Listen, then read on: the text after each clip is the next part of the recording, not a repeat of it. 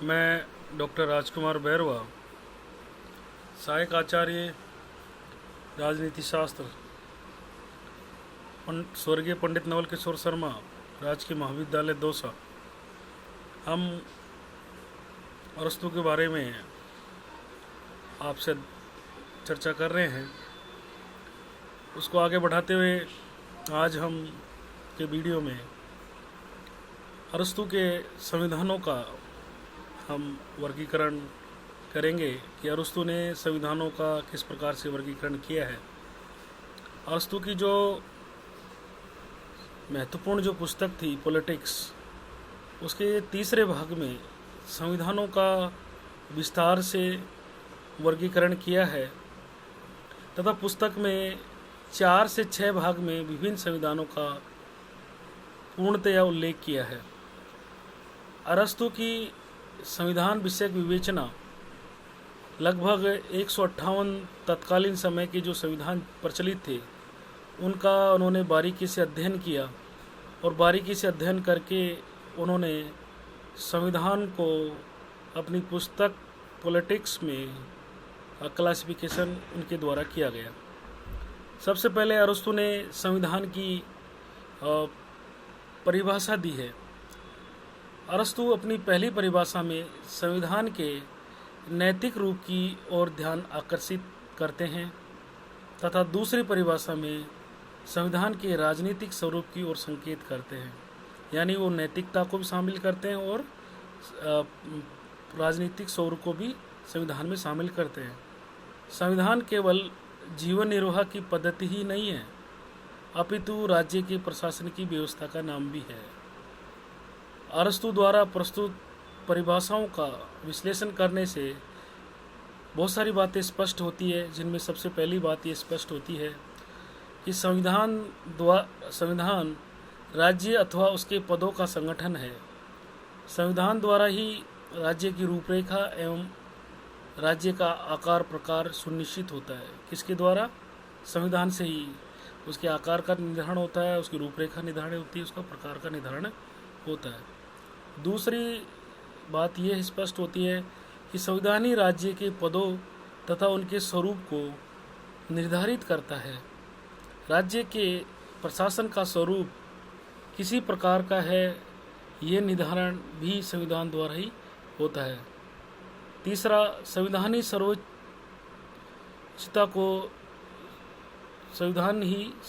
को निश्चित करता है।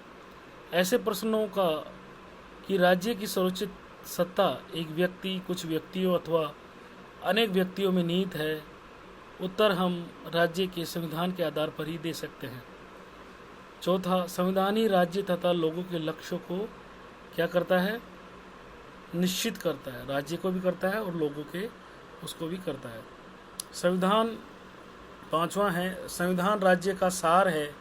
संविधान के आधार पर ही राज्यों का निर्माण अथवा अंत होता है। विशिष्ट प्रकार के संविधान में यदि परिवर्तन कर दिया जाए तो उसका एक अनिवार्य परिणाम यह होगा कि उस विशिष्ट प्रकार के विधान के आधार पर ही निर्मित राज्य की समाप्ति होगी। यानी संविधान में परिवर्तन का मतलब यह है कि राज्य की समाप्ति। छठा है, अरस्तू का विधान किसी राज्य का कानूनी स्वरूप मात्र निर्धारित नहीं करता, बल्कि ये समस्त जीवन के उस तरीके का निश्चय करता है जिसमें जीवन के सभी पहलुओं के स्वरूप का निर्धारण होता है। ये बातें उनकी परिभाषा में स्पष्ट रूप से परिभाषित होती है। अब अरस्तू के द्वारा संविधानों का वर्गीकरण। संविधानों का सर्वप्रथम वैज्ञानिक वर्गीकरण अरस्तू के द्वारा ही किया गया था।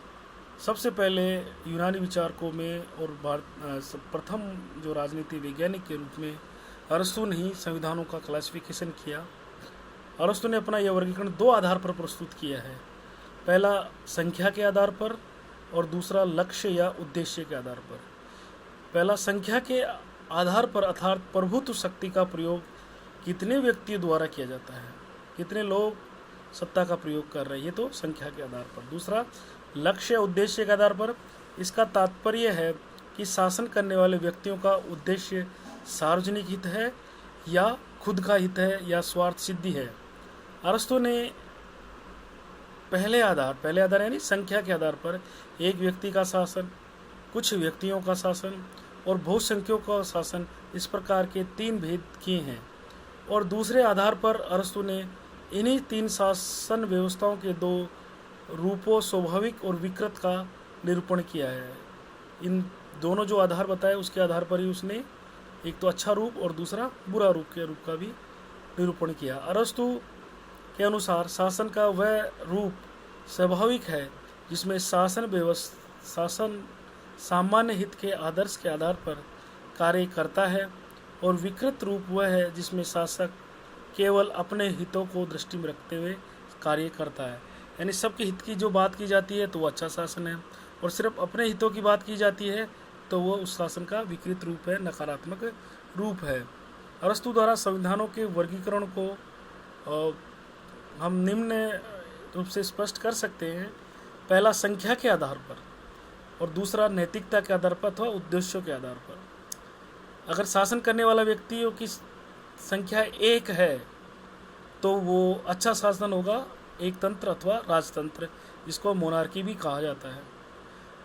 अगर उसमें विकृति आ जाती है, स्वार्थता के तत्व आ जाते हैं, तो वो निरंकुश तंत्र हो जाता है, टायरनी हो जाता है। अगर कुछ व्यक्तियों का शासन है, अच्छा शासन है, तो वो कुलीन तंत्र होता है, एरिस्टोक्रेसी जिसको कहते हैं। और वही शासन अगर उसमें विकृति आ जाती है, स्वार्थ सिद्धता आ जाती है, तो वो ओलिकर्सी हो जाता है, वर्ग तंत्र हो जाता है, या धनिक तंत्र हो जाता है।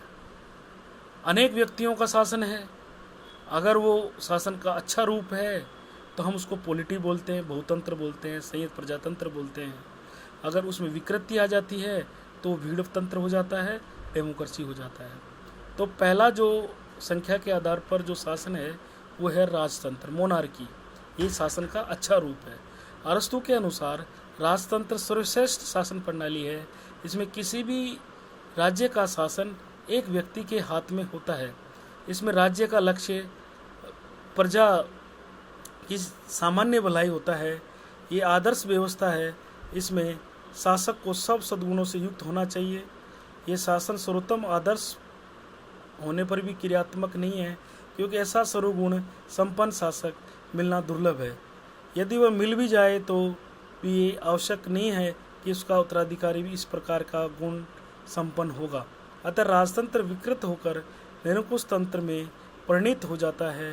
अरस्तु के अनुसार राजतंत्र के 5 प्रकार होते हैं।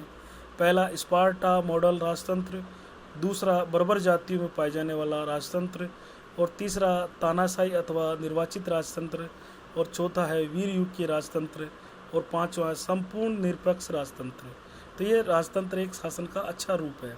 और इसका जो विपरीत रूप है वो होता है निरंकुश तंत्र। अरस्तु के अनुसार निरंकुश तो राजतंत्र का विकृत रूप है। इसमें शासक शासितों के हितों की उपेक्षा केवल अपने हित में शासन करता है।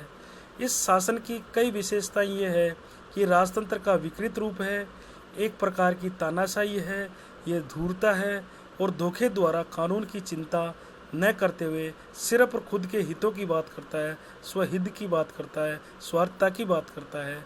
तो ये शासन का निरंकुश रूप, निरंकुश तंत्र है।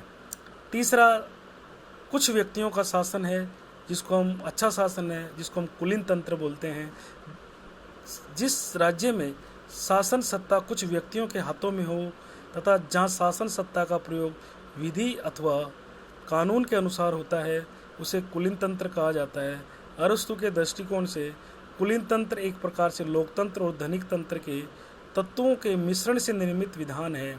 यानी लोकतंत्र के कुछ अच्छे गुण हो और दूसरा धनिक तंत्र के कुछ अच्छे गुण हो, तो वो शासन का अच्छा रूप कुलीन तंत्र है। इसके निर्माण के लिए 3 तत्व: स्वतंत्र जन्म होना चाहिए कुलीन तंत्र के लिए, संपत्ति होनी चाहिए उसकी खुद की, उसकी योग्यता का मिश्रण होना अनिवार्य है। अगर ये तीनों तत्व किसी में है तो वो शासन करने के योग्य है, वो कुलीन तंत्र है। अब कुलीन तंत्र का जो विकृत रूप होता है वो धनिक वर्ग तंत्र होता है।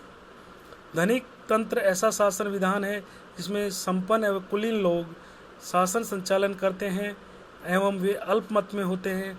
अरस्तु के अनुसार धनिक तंत्र का सबसे बड़ा दोष आपसी फूट होता है तथा ईर्ष्या होती है। इनके प्रत्येक कार्य का आधार व्यक्तिगत लाभ है।